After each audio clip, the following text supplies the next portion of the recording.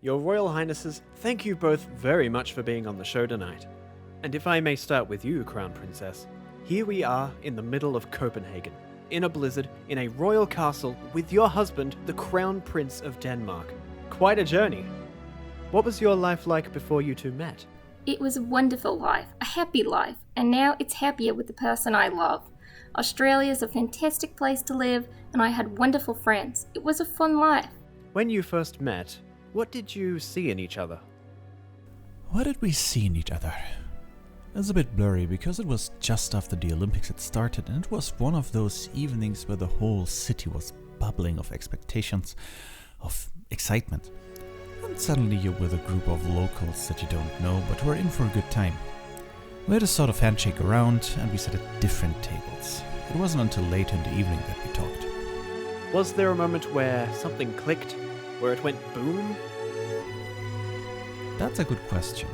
There was definitely that sense that I have met somebody special that was definitely worth another call. At least one call.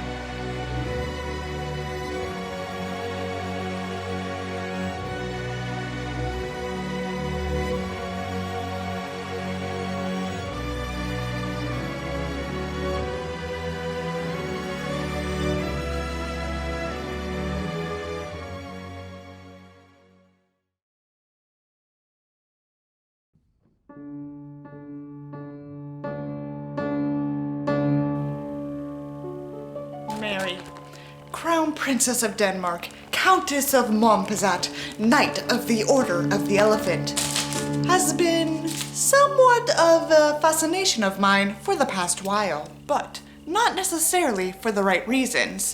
To me, she seems like a facade. She's a mask hiding the real, original Mary Elizabeth Donaldson under an aura of class and love. Things aren't always as they seem, dear viewer. And because I didn't discuss them in depth back in June, I wanted to devote an entire video to them. I've seen photos of Fred and Mary together. Their fans state how in love they are, but I see it as more of a tragic farce of what once was a happy couple. This difference was key to my video series about them, Danish Tallahassee. Today, I'm going to discuss Denmark's Crown Prince couple and the implications you can take away from them. But first...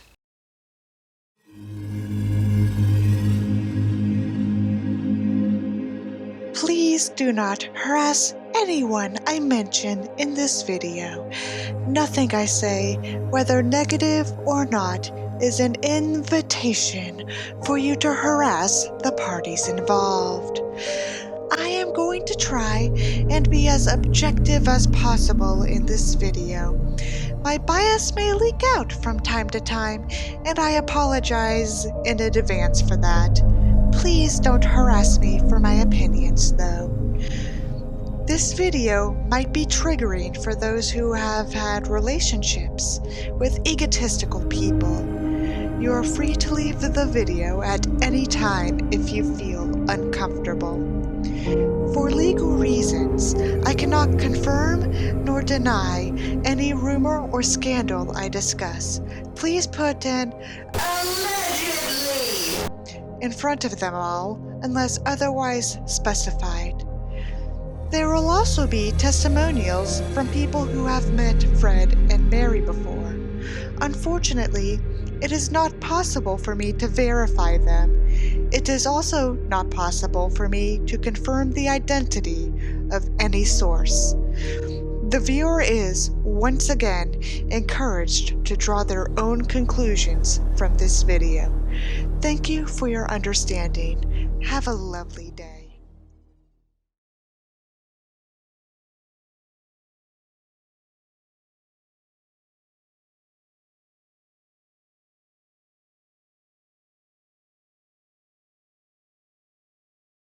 I'm here by the Australian Consulate General in Houston's beautiful Uptown District.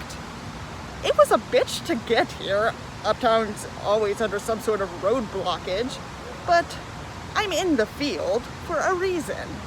Mary Elizabeth Donaldson was born on February 5th, 1972 in Hobart, Tasmania, Australia. She was the youngest of John and Henrietta Donaldson's 4 children and is of Scottish descent. She had an ordinary life. Oddly enough, she did spend a year here in Houston as a child, while her dad was on a temporary post at NASA.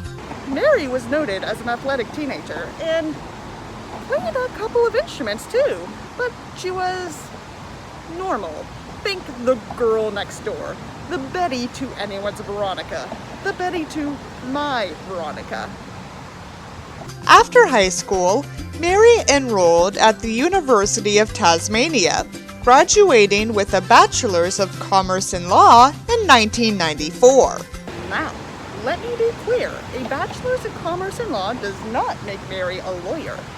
It's a double degree in pre-law that happens to give you a Bachelor in Commerce. It is like, but not exactly like, a Bachelor of Business Administration you can get here in the States. I am sick and tired of people saying how some bogan can claim she's a lawyer just because her degree has the word law. Do you have any idea what lawyers have to go through? After graduating, Mary obtained an advertising certificate from the Advertising Federation of Australia. Well, at least according to the official Danish royal family website. You see, there's a varied list of things Mary did before her marriage. Some say she was a lawyer. Fuck, I just said! Others say she was a real estate agent. Most say that she was an accomplished advertising executive, which... Mary worked for many agencies after she got her certificate, from DDB Needham to Mojo Partners. She didn't stay in an agency long enough to reasonably get an executive position. Then in 1997, sadly, Mary's mom passed away at the age of 55. 6 months later, she quit her job and traveled the world for 10 months, but not just out of grief. From 1991 to 1997, Mary was dating a commoner, Brett Annels. He described her in 2004 as genuine, smart, honest, and down to earth. Whether Mary used to be like that or was like that at all is debatable, but more on that later. She returned to Australia in 1999 and got another advertising job. Career-wise, there's nothing left to note. But here's something fun. Before 2000, Mary allegedly got a tarot card reading that said, this. It seemed a royal marriage was always on the cards for Crown Princess Mary of Denmark. The 45-year-old has revealed that her romance with Crown Prince Frederik was predicted by a tarot card reader long before she first met the royal at the 2000 Sydney Olympic Games. At the time, Australia-born Mary was 28 and working as an advertising executive. She was exploring a local flea market when she came across a fortune teller and thought she would give it a try. Her reading predicted that she would meet a man from abroad, leave her job, move to Europe, and become famous. So I left there and thought, well, yes, that was a lot of fun, but nothing more, she said of the encounter, according to Danish newspaper That's specific, and I don't think tarot card readings predict the future. Aren't they supposed to be a form of introspection? I also want to bring up Ryan O'Keefe. Ryan O'Keefe is a former Australian footballer. No, not soccer. Google it. Why is that important? Allegedly. He had an affair with Mary in 2000, which was shortly before the Olympics. And shortly after, he was drafted into a professional Australian football team. Not much of the affair has been detailed, but we do know that Ryan would have been 19 at the time of the affair, and Mary would have been 28. Now that's what I call a yikes! But I'll leave it at that. So now I'm by the lovely Danish consulate in Houston, also in the Uptown District. Yes, they really are this close. I was surprised too. Frederik Andre Henrik Christian was born on May 26, 1968 in where else but Denmark. He is the older of Queen Margrethe's sons with the late Prince Henrik. Frederik became crown prince at the age of 3 and was thus thrust into the spotlight super early. He did your usual prince shit growing up. He learned 3 languages and served in the Navy. He got a master's in political science in 1995. He's a sporty one too. He is a keen sailor and runner who has partaken in many a sailing competition and marathon to this day. He was also quite the womanizer. He had a penchant for blonde celebrities like Malou Amond and Maria Montel. In the mid-90s, Frederik was dating blonde Danish lingerie model Katja Storkholm. Fred, at the time, considered Katja the love of his life and wanted, so badly to get engaged to her. But Margrethe refused. Why? There's a bit of precedent in the Danish royal family where you're supposed to marry a foreigner out of tradition. Margrethe's father married a Swedish woman, Margrethe herself married a French diplomat, and so on. So, sadly, they were not meant to be, but Frederik found love in another blonde woman named Bettina Odom. Fred's relationship with Bettina is where the timeline gets tricky. Some say he broke up with her before September of 2000. Others say shortly after. But there is evidence that Fred dated Bettina until spring of 2001. Why is this relevant? Well...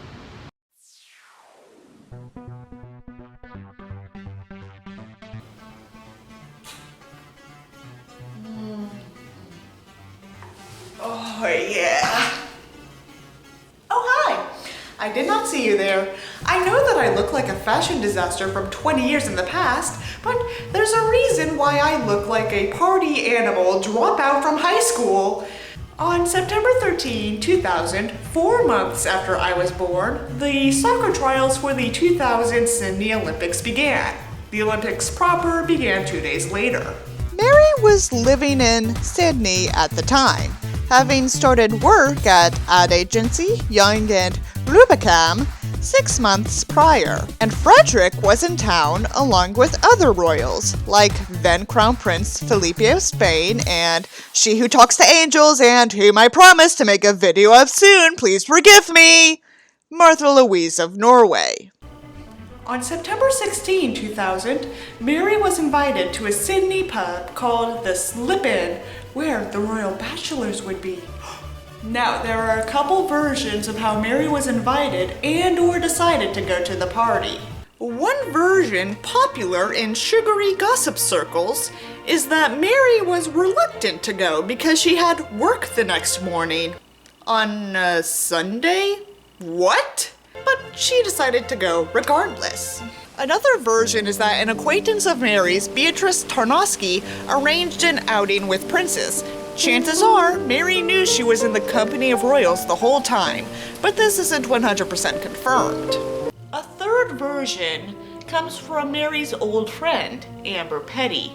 According to her, Mary was invited to a nice private dinner party where the royals would be, and she went. Did any word come straight from Mary's mouth, you may ask? Well, there is one instance she said something for a 2004 biography.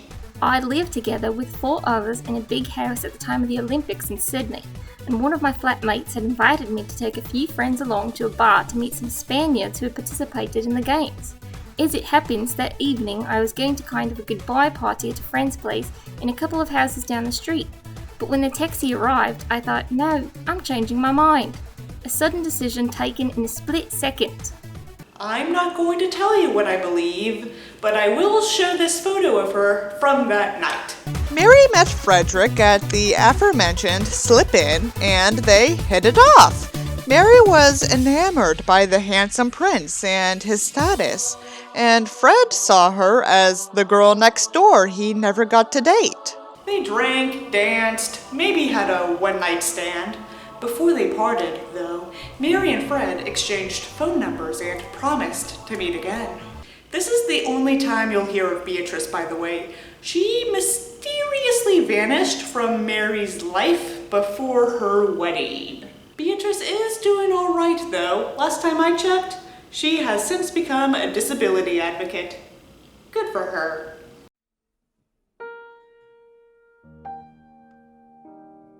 So, remember, Fred was still seeing Bettina O'Dum, considering Mary a fling. Mary, probably feeling insecure, got a makeover in beauty and grace. This resulted in the infamous Star Makers photos. What is Star Makers, you might ask? Star Makers is, or was, as the site has been dead for years, a school that teaches people modeling and acting skills to boost their self-confidence and communication skills. Mary, whenever she acknowledges Star Makers' existence, claims she attended in August of 2000. But according to the Star Makers founder, Mary attended in October of 2000. The Sydney Olympics ended on October 1st, and Fred did not stick around for the Paralympics. This is the Mary you've never seen before, back when she was just Mary Donaldson, a 28-year-old single girl living in Sydney's Bondi. She'd only just met Prince Frederik of Denmark, and realising what might lie ahead for her, she was anxious to fine-tune her natural grace. It wasn't just Star Makers, by the way. Mary got a professional makeover to try and be in high society's good graces.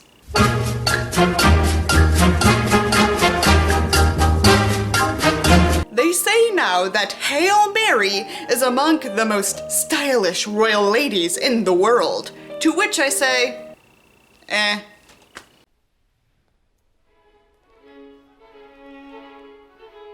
Throughout 2001, Fred and Mary had a long-distance relationship. But later that same year, once Bettina was gone, the Danish tabloids outed Mary as Fred's girlfriend. Thus, all eyes were on her. Well, mostly Danish paparazzi, but still. According to the mainstream media, Mary wasn't fond of this sudden attention. She preferred her private life. And while I can see some evidence of that, there's a decent amount that actually points to the latter.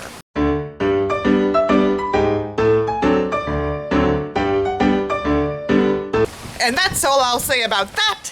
In 2002, Mary moved to France and got an English tutoring job at a Parisian business school to be closer to Fred. But no one knows the name of the school Mary tutored at. Her advertising career has been well documented, down to company names and job positions. No source has listed even a clue about which school Mary taught at. And you'd think that if a future queen taught at your school, you'd be incredibly vocal about it. I looked for 5 hours. Came up with nothing. Before you say that it was too brief to be documented, remember she worked at many agencies and rarely stayed for over a year, yet we know the companies she worked for. Mary moved to Copenhagen later in 2002 and got a job at Microsoft in the PR department. Now you're probably asking, by PR, do you mean public relations or project consultant? I don't know! Her official biography says project consultant. Other sources say it was public relations. It doesn't matter. Mary did nothing of significance at Microsoft. In 2003, Fred and Mary made their first appearance together at a sailing competition. They even kissed. Aw, But it wasn't all sunshine and rainbows in Maryland. Oh no! At a 2003 party in Paris, Mary was meeting Fred's pals. Meanwhile, Fred himself reconnected with Bettina Odom and shared a kiss with her. Mary was devastated at this for obvious reasons. I know that sounds a bit off topic, but I don't want to absolve Fred of his sins. He's just as guilty as Mary for different reasons.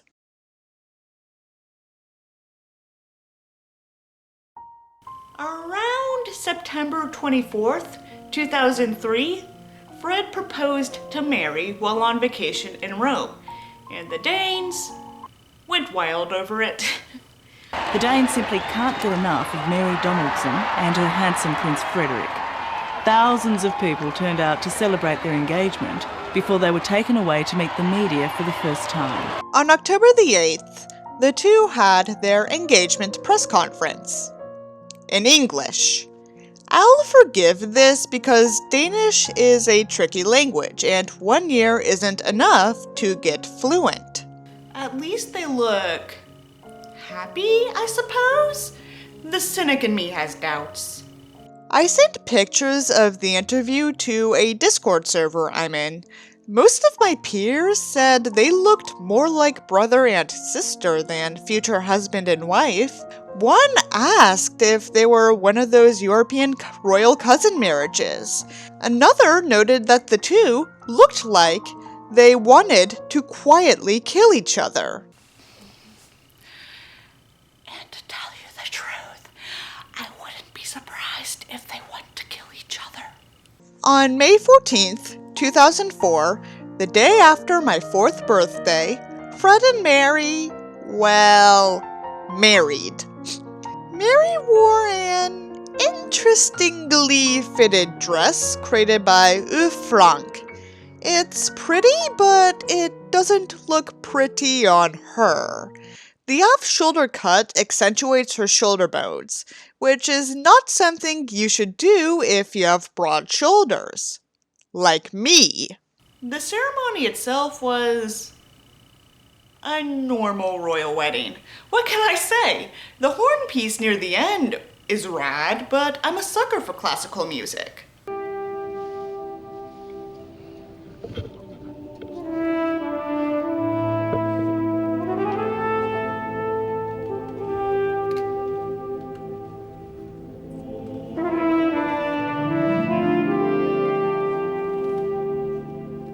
But I want to focus a bit on Frederik here.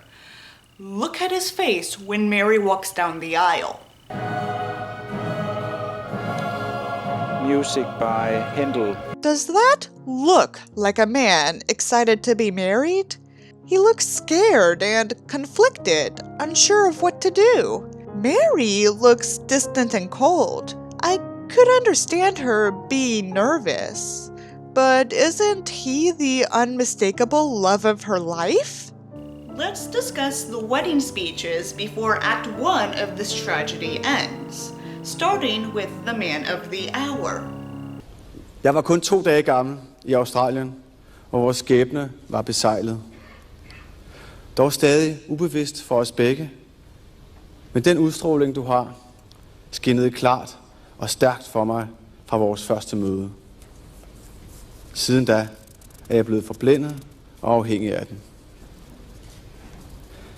Mit liv var indtil da en stræben efter at skabe en større selvstændighed, uden at indskrænke mit råderum. Mine muligheder var store, og min verden ofte ensom. Men begge dele styrkedes til stadighed i tid og rum, fordi min nysgerrighed og positive tro på det endegyldige drev mit værk frem. Så rejste du ind i min verden, og meget er allerede hent. Nu er her 2 verdener. Ja, sandsynligvis flere. Det er dem, vi nu skal udforske sammen. Side om side. I lys og i mørke. Sommer, efterår, vinter, forår. Altid. sweet, but Fred is saying nothing about Mary as a person.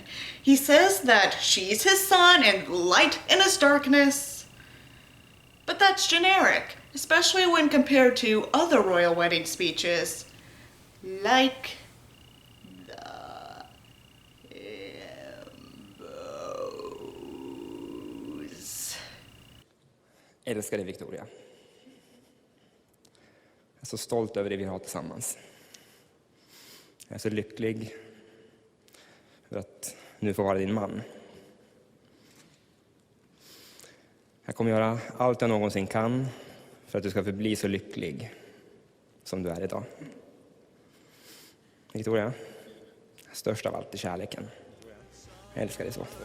Also, why is Fred speaking Danish? Again, Mary's Danish wasn't that good at the time. I do not think fluency can be achieved after 7 months, especially with a wedding to worry about. Mary looks confused. She's nodding along, pretending to understand instead of showing a genuine smile on her face. How about Mary's father's speech? In the 12th century, after much savage fighting, the marauding Vikings were driven out of Scotland by a band of men led by the grandfather of the first Donald, the founder of the Clan MacDonald. And for those of you who are not aware, I'm wearing tonight the dress MacDonald tartan, which is the ancient MacDonald. I'm sorry, but what the fuck has that got to do with anything? Dr. Donaldson, I get you're a proud Scotsman. I get you enjoy telling people about your heritage. I don't think your daughter's wedding is the time nor the place to bring it up. You're bringing more attention to yourself, if anything. Queen Margrethe, what do you have to say? Frederick, ever since you were very young, you have been surrounded by love and affection, both in your family and throughout the country. But as Denmark's crown prince, you have also attracted much attention from an early age. That has not always been easy. However, over the years we have seen how you have developed, how you have matured, and how you have found your own place in life through solid work and by using the many qualities with which you are so richly endowed. You have a warm heart which strikes everyone who meets you. You inspire confidence. You are a person to rely on. Much of this is the result of your own efforts. However, we, your parents, Papa and Mother, know very well how you have found your true self. That happened when you met Mary. It brought springtime into your heart, and everything blossomed around you as we see the season in full bloom on this day in May. Mary, today all Denmark welcomes you with open arms, and your new family welcomes you with great joy. We have come to know you, and we've seen your cheerful disposition graces your every act. You have met us, your new family, and all your new countrymen, with warmth and great dignity. You too inspire confidence. Around you too, the garden of Denmark is decked with flowers. Aww, that's sweet. Despite being an authoritarian parent, Margrethe loves her son. She wants the best for him and welcomes her new daughter-in-law into the family with open arms and an open heart. How about you, Prince Henrik? As I welcome our guests from near and far, I do so in a spirit of joy. This is a significant day, as our eldest son begins his life's journey together with a woman of his choice. A significant day, as we sense the entire nation taking part in his resolution. A resolution of great importance not only for the future of the young couple, but for all the nation. Therefore, It is a pleasure for the Queen and me to assemble members of our family, heads of state with strong family ties and friendship, representatives of government and public life in Denmark, as well as close friends from all over the world. You are all most heartily welcome to this celebration. Oh, it's generic. My notes implied Henrik said something inappropriate, but I am mistaken. Let's take a break.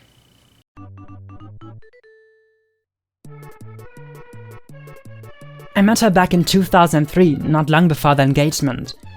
It was in Aarhus, in FF2. At that time, probably the most exclusive shop in the city. I was waiting in line for the fitting room and she was the one who came out of it.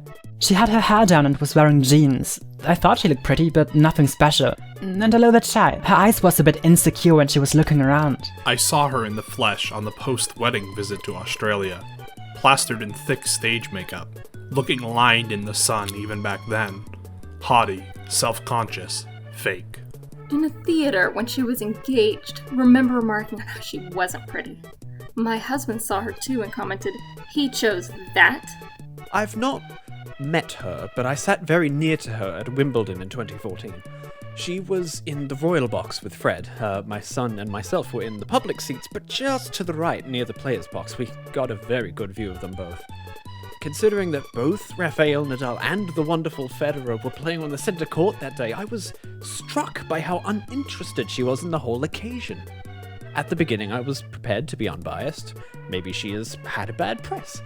However, endless fiddling with her phone, her bag, and her hair started to irritate me.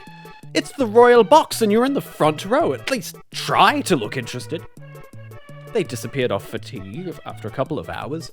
Well, to be fair, most of the royal box did so too, tradition. But I was struck by how bored and fidgety she was. She and Fred did seem quite together, though.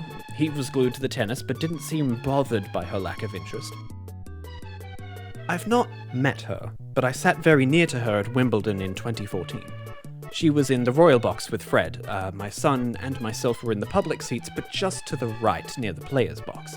We got a very good view of them both.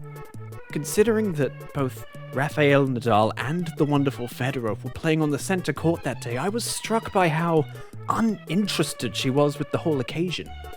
At the beginning, I was prepared to be unbiased. Maybe she's had a bad press. However, endless fidgeting with her phone, her bag, and her hair started to irritate me. It's the royal box and you're in the front row. At least try to look interested. They disappeared off for tea after a couple of hours. Well, to be fair, most of the royal box did so too. Tradition. But I was struck by how bored and fidgety she was. She and Fred did seem quite together, though. He was glued to the tennis, but didn't seem bothered by her lack of interest. And yes, I did see Mary at the Victor Chang ball. I stood right behind her as she was receiving flowers from a little girl, and as she waited to be photographed. My thoughts and impressions. She was very slim, almost fragile looking. To me, there is a natural healthy slim, and slim as a result of excessive dieting. Hers was the latter. Her shape was like a ruler, just very straight up and down. I didn't feel for a moment that she was an attractive girl.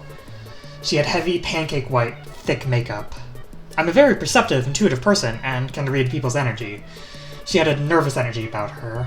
I remember feeling, while I stood behind her, that she was like a wind-up doll. She was all geared up for her performance. I actually felt sad for her. Maybe because I felt the glass cage she was living in. At that moment, I hated the thought of being her and living her life. She is under enormous pressure to be something she is not. But that pressure she places on herself. My first meeting with Mary was in 2008. I had for ages been saving in order to buy the Balenciaga city bag. When the day finally arrived and I had finally saved up enough money, I went to buy the precious thing in a very posh shop in Copenhagen called Holly Galati. This place was also the only place at the time where you could buy Christian Louboutin shoes in Denmark. While I was looking at the bag, Mary entered the shop along with her lady-in-waiting, Caroline Hearing. She was immediately welcomed by a shop assistant, and from what I could hear, Mary told her about some different CL shoes she would like. I then saw the assistant go in the back room. Suddenly, Mary came over and stood beside me. She started looking at the same type of bag I was, and then uttered some words about how nice it was. She then took the bag and went over to the desk where the shop assistant had returned with what was, as far as I could see, 6 pairs of CL shoes. Mary then said that she would like the bag as well. Mary then, with a sugar-sweet voice, said, "Tusen tak. Thank you very much."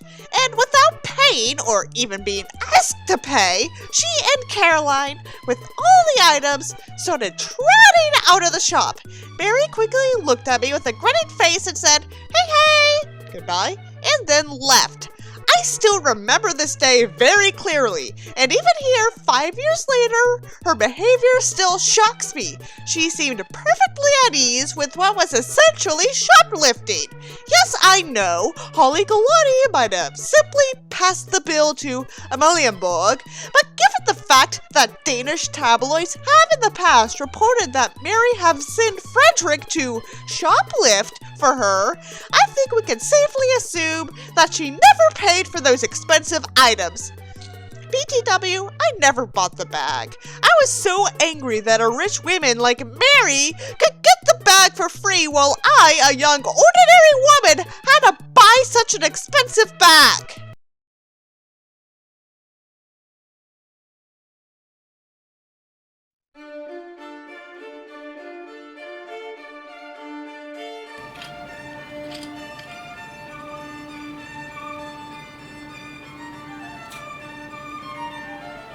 Oh, hi! Welcome to the Act 2 Masquerade Ball. Now, did you know that a mask, whether covering your entire face or only your eyes, whether it is cheap or pricey, can hide a person's true identity and thus their true intentions? I bring this up because of what's going to happen in this part of the video. The tragedy, if you will. 2004 also gave us the official Crown Princess Mary documentary. It's nothing new, but Mary looks insecure here.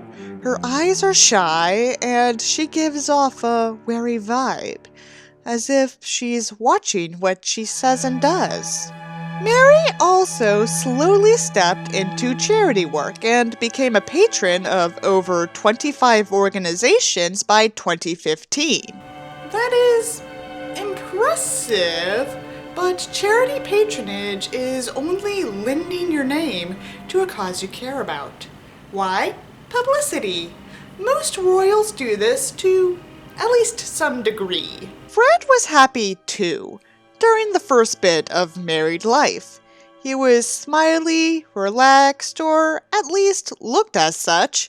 They are described as onlookers as, well, a newlywed couple. What else can you expect? Then came 2005. On October 15th of that year, their first child, Christian, was born. Around this time, Mary's alleged camera shyness began to seem like a farce. Why bring this up now? Look at how Mary interacted with her newborn son at his christening. I dåben gør os trygge. Og kronprinsessens varme smil, da hun forlod fødder fyldt af glæde over livets under. Mary's behavior here reminds me of the Beldam from Coraline, remember? Cheers. I, as a childless spinster, may be biased, but I have parent friends and they don't act like that. Grasping onto your child as if there's some kind of golden ticket is not a nurturing look for a child lover.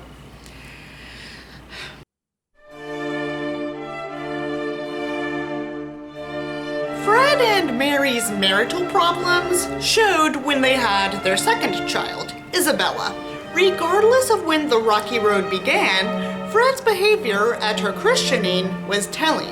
Lille barn kommer slet ikke ind i det. Fred pseudo-snubbed Mary. Mary was unusually subdued. Both were signs that their marriage was not doing great. What didn't help was that Fred said this upon being asked if he would have any more children. That can't be excluded.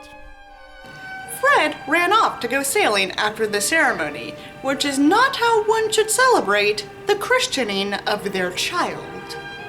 This wasn't the only time Fred snuck away to go sailing.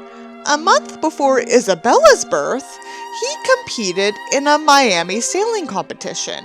This was when one of his patronages was involved with a significant research expedition. Stay classy, dude. Sailing was his escape from married life, as he was seen at other sailing competitions for the rest of the 2000s. One person, known only as Mixxy, caught Fred and Mary at an April 2008 competition. I met Fred! I walked to the marina again as it was cloudy on the beach. Talked to some guys who work for the cruise, riggers. The boat came back and it was so exciting. All these gorgeous tan guys pulling up. Well, there was the knock. His boat does not dock along the walkway. It has a slip with others on one of the gated docks. The door kept opening. Photographers, journalists, and little old me. Not M.E. Just me, Pixie. LOL. I just walked right in behind them. No one cares. It's such a kick here. Access to everything. Walked along until I was standing on top of Nanak. Got some shots. Tried to be discreet. Ha. The cutie from this morning was on board, sitting next to and talking with Fred.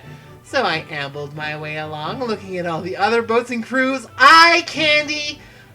I walked back and stood right behind Nanak.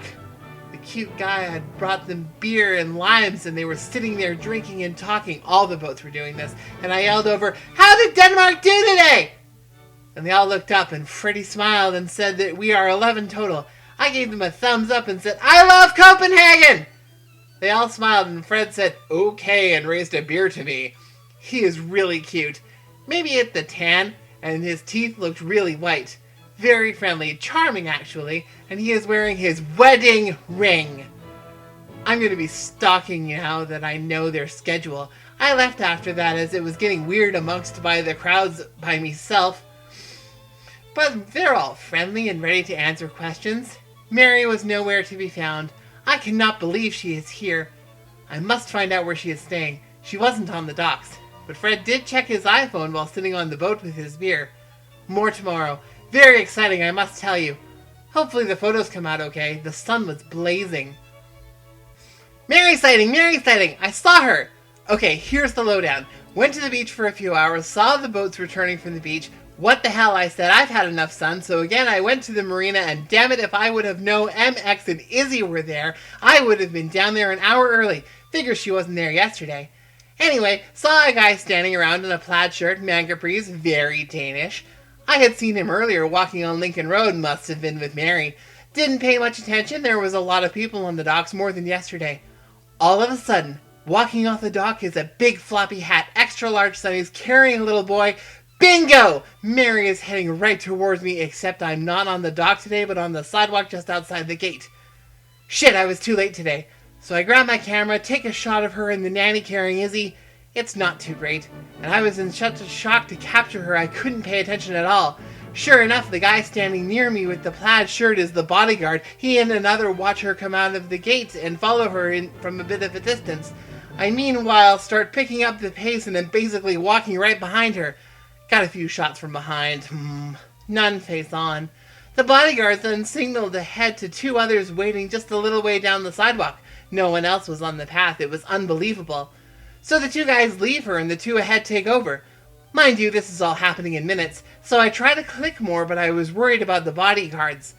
I walked into the garage of the yacht club in Portofino. So I went to the front of the building, and sure enough, they exited a few minutes later.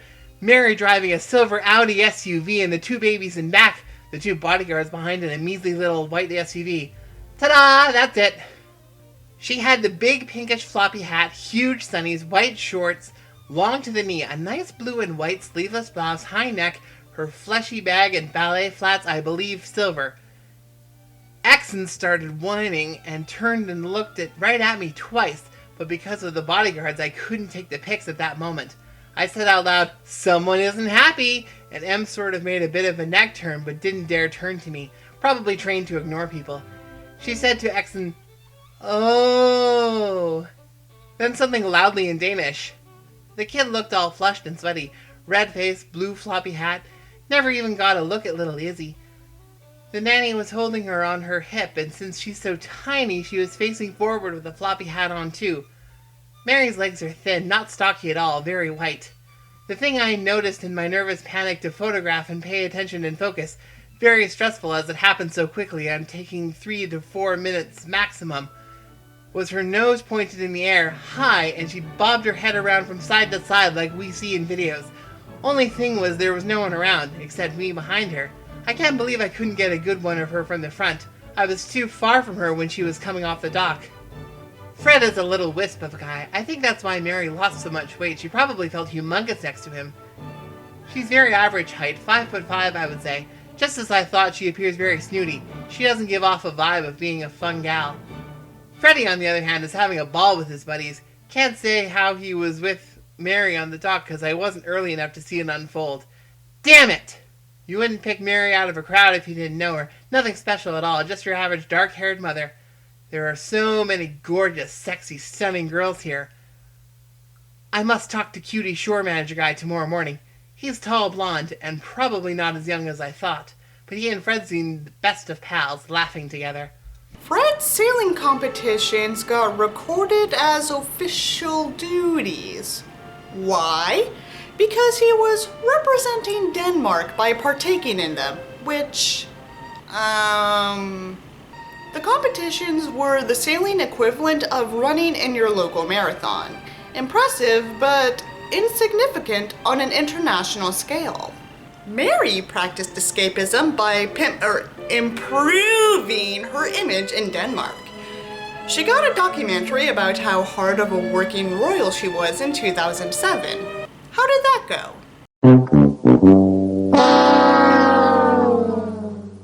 The documentary was, ironically, just her shaking hands and doing speeches. I saw no behind-the-scenes work. Mary was also a less than ideal mother to Isabella. She manhandled her, dressed her in a subpar manner, and showed favoritism to Christian.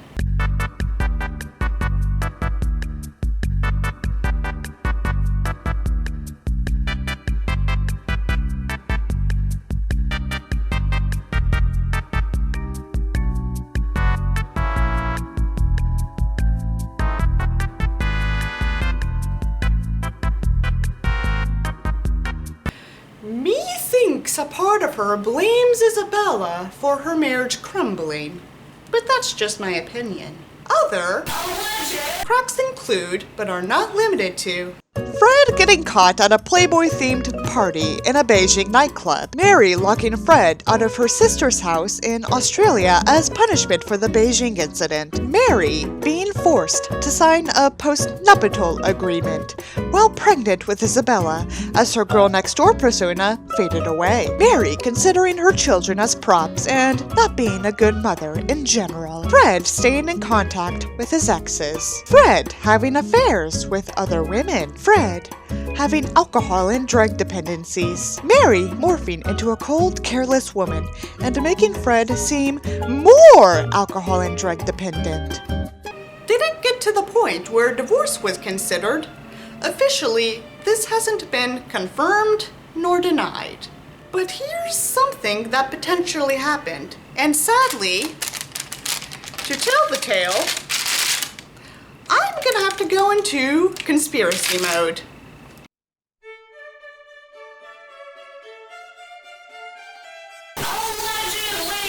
In late 2009 or early 2010, Fred was given permission from his mother to separate from Mary and perhaps divorce her. There was one little problem. They couldn't go through with the separation until late 2010.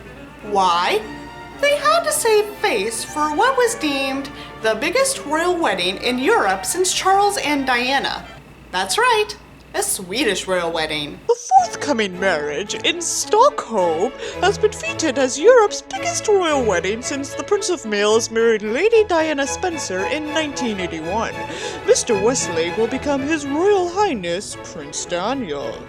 Waiting until sometime after a wedding to announce a separation is normal in royal families.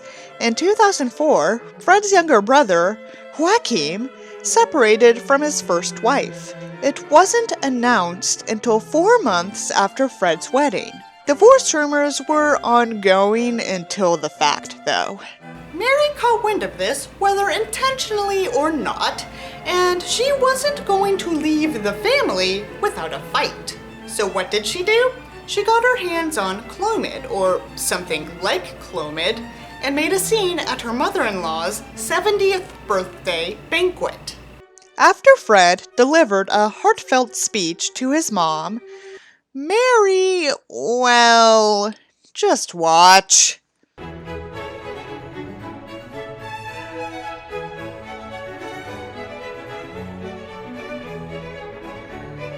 That night, thanks to that breach of etiquette, Fred and Mary made sweet, sweet love for the first time in months. After the Swedish wedding, Fred and Mary announced that they were expecting twins!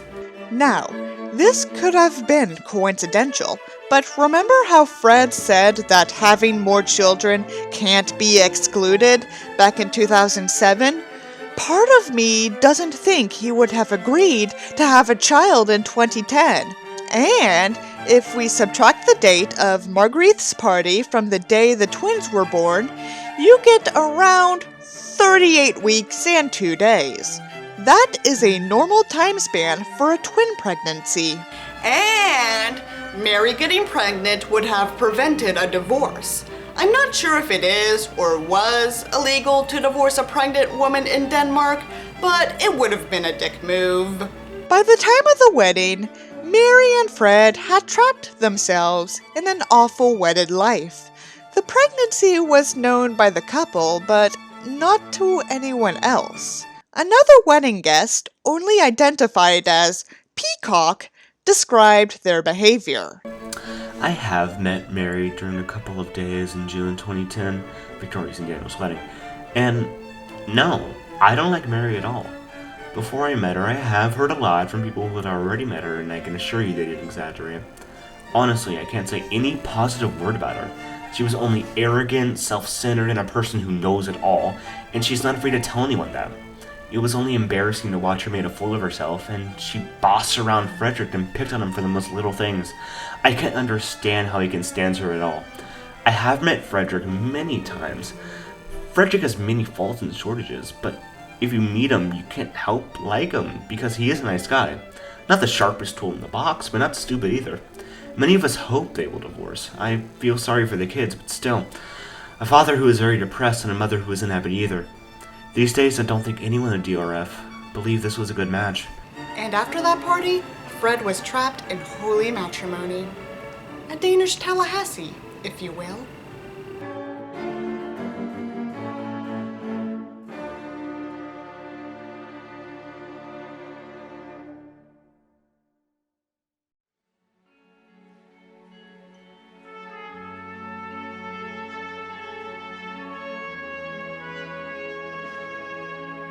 On January 8, 2011, Mary and Fred had their twins, Vincent and Josephine. A day or so before their christening in April, Fred was seen partying with a young blonde woman. Her identity doesn't matter, though the damage was done. At the christening, Mary looked miserable and Fred looked indifferent. He didn't seem at all invested emotionally in the pregnancy either. Did Mary's parenting improve with the twins? She treated Josephine similarly to Isabella, but with apathy thrown in. Some of Josephine's photos look like she was photoshopped to be in the picture with her mom. They use nannies. They have to due to engagements for work, but the nannies seem to be surrogate parents. The kids are all in school now, learning in a controlled environment. So there's hope that they will be alright regardless of what shit Mary pulls.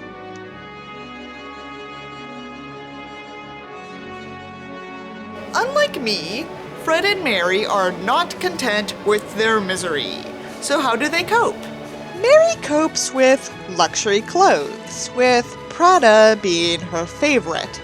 She sells clothing she doesn't want anymore to a store called Haberdash, under the table, because God forbid she donate the clothes bought with taxpayer money. Mary also tries to look younger.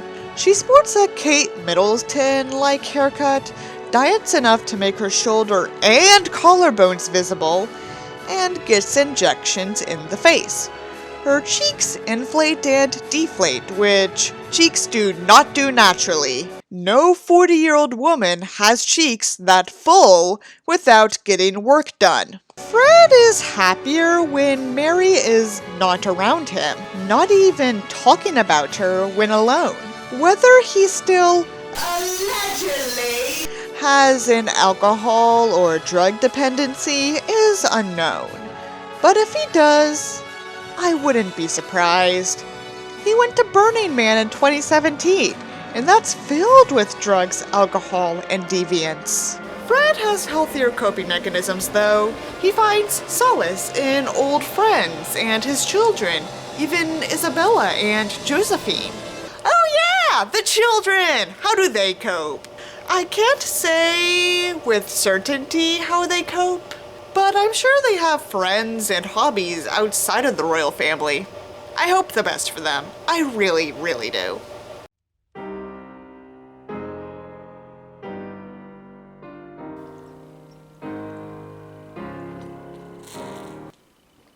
Oh, hey. I didn't see you there. It's been a long-ass time since someone wanted to talk about royal aesthetics, as you can see. My set has been taken down, and now all I have left is the memories and the Sauvignon Blanc from 2020 in New Zealand. So who do you want to talk about today? Oh, Fred and Mary. Anyway, Mary gives me fake vibes. Everything about her feels like a farce, a show, and that it's all about her. It makes me uncomfortable. There's a story that highlights this. In October of 2020, Mary got first place in a local dressage competition against girls who were obviously minors. Mary also looked pretty pissed at Fred. Seriously, these girls look younger than my 16-year-old cousin. Why was she allowed to compete against teenagers? Fred looks not complacent, but implicit in his life. At his 50th birthday party, Mary roasted him without mercy, and he just stood there and took it. It was sad, yeah, but people considered it evidence of true love. Ew. He looks miserable when he's with Mary, or at least distanced enough to look happy. He's like a shell of the child he once was, and he won't get any better after becoming king. Honestly, that's all I have to say about it. It's not any more difficult or spectacular than that. Carry on. I'll just stay here.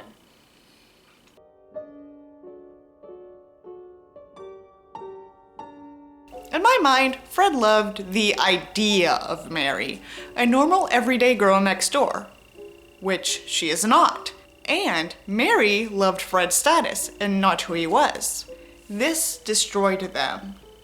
They have aged far beyond what they once were, growing resigned to their misery and unable to live without one another. I mean, divorce is not an option. Margrethe is in her 80s and Mary is the dominant force.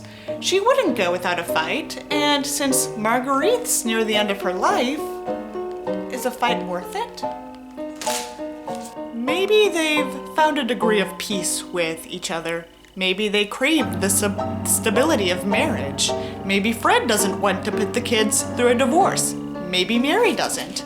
I don't know. Will we ever? But until the day they divorce or die, the facade will live on, and the Danish Tallahassee will be hidden to all but those who have seen the tragedy for what it is. Good night, and goodbye.